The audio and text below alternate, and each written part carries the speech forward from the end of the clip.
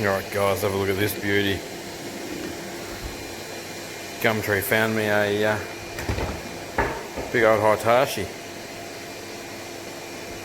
Looks like it's only been used for steel and stuff, I think. Anyway, the Detroit 180. Look at that. Disc hangs right out the front, perfect.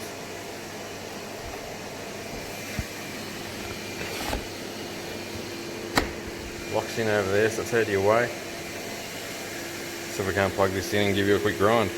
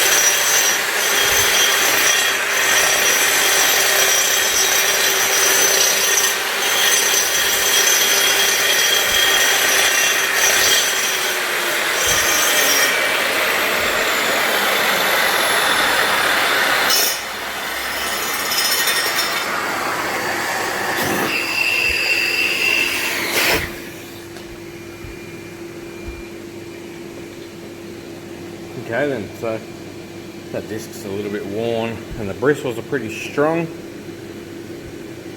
at the moment. But yeah, that's epic guys. That is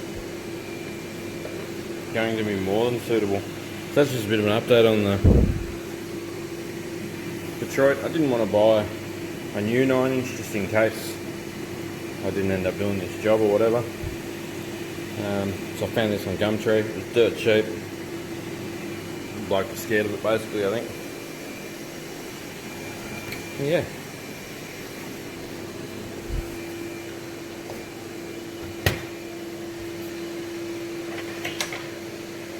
You've got the ability to just flip this cover out of the way, quick releases here, let it on and off the grinder. The ability to hang on to the grinder from up here. Obviously you can't do that when you've got a hand filming. But yeah, I really rate that shroud. That is top notch. So the caterpillar furry bit's nice and thick. I see a lot of them, they just tape up around this bit when they do it.